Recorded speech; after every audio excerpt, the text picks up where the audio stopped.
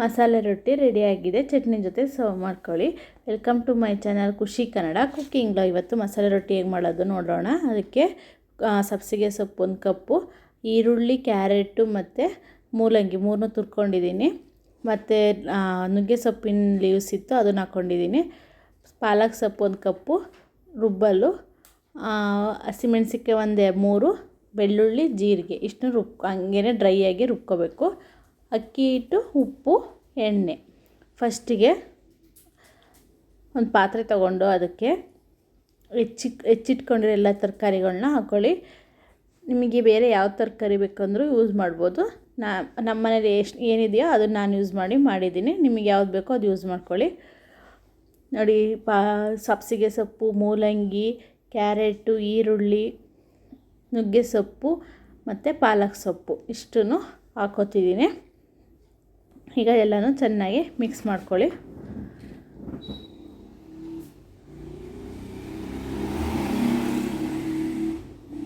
ಎಲ್ಲನೂ ಚೆನ್ನಾಗಿ ಮಿಕ್ಸ್ ಮಾಡಿದ್ಮೇಲೆ ರುಬ್ಬಿಟ್ಕೊಂಡಿದ್ದು ಜೀರಿಗೆ, ಹಸಿಮೆಣಸಿನ್ಕಾಯಿ, ಬೆಳ್ಳುಳ್ಳಿ ನೀರು ಹಾಕ್ತಲ್ಲ ಹಾಗೆ ಡ್ರೈಯಾಗಿ ರುಬ್ಕೋಬೇಕು. ನೆಕ್ಸ್ಟು ಅಕ್ಕಿ ಹಿಟ್ಟು 1 ಕಪ್ ಹಾಕ್ಕೊಂಡಿದ್ದೀನಿ. ರುಚಿಗೆ ತಕ್ಕಷ್ಟು ಉಪ್ಪು,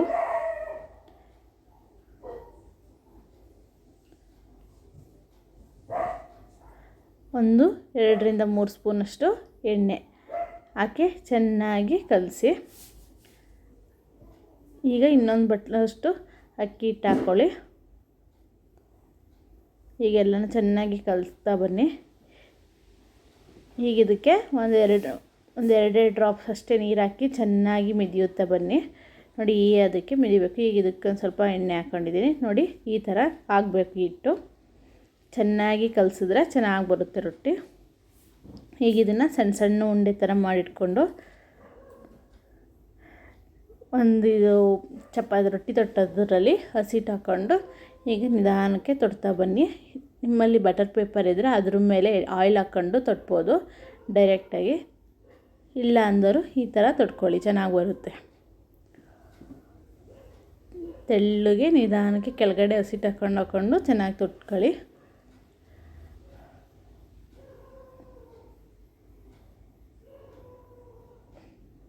ನೋಡಿ, ಎಷ್ಟು ಚೆನ್ನಾಗಿ ನೀರು ತೆಳ್ಳಗೆ ತೊಟ್ಕೋಬೋದು.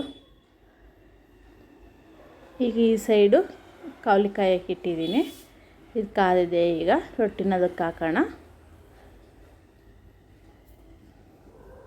ಈಗ ಒಂದು ಪಾತ್ರೆ ನೀರು ತಗೊಂಡು ಅದಕ್ಕೆ ಬಟ್ಟೆಯಲ್ಲಿ ಸ್ವಲ್ಪ ನೀರು ಎದ್ದಿ ರೊಟ್ಟಿಗೆ ಸರೋಣ. ಈಗ ಈ ರೊಟ್ಟಿನ ಇನ್ನೊಂದು ಸೈಡು ಬೇಯಿಸ್ಕೊಳ್ಳೋಣ. ನೋಡಿ, ಈ ಸೈಡು ತುಂಬ ಚೆನ್ನಾಗಿ ಬೆಂದಿದೆ. ಈಗ ಇನ್ನೊಂದು ರೊಟ್ಟಿನ ತೊಟ್ಕೊತಾ ಇದ್ದೀನಿ. ಈಗ ಇದಾಗಿದೆ, ತೆಗೆದು ನೆಕ್ಸ್ಟ್ ಇನ್ನೊಂದು ರೊಟ್ಟಿನ ಹಾಕೊಳ್ಳೋಣ. ನೋಡಿ, ಇದು ಚೆನ್ನಾಗಿ ಬೆಂದಿದೆ. ಈಗ ಎಲ್ಲ ರೊಟ್ಟಿನ ತೊಟ್ತಾ ಬನ್ನಿ. ನೋಡಿ, ರೆಡಿಯಾಗಿದೆ. ಒಂದು ಸತಿ ಟ್ರೈ ಮಾಡಿ ನೋಡಿ. ನನ್ನ ಚಾನಲ್ ಲೈಕ್ ಮಾಡಿ, ಶೇರ್ ಮಾಡಿ ಹಾಗೂ ಸಬ್ಸ್ಕ್ರೈಬ್ ಮಾಡಿ.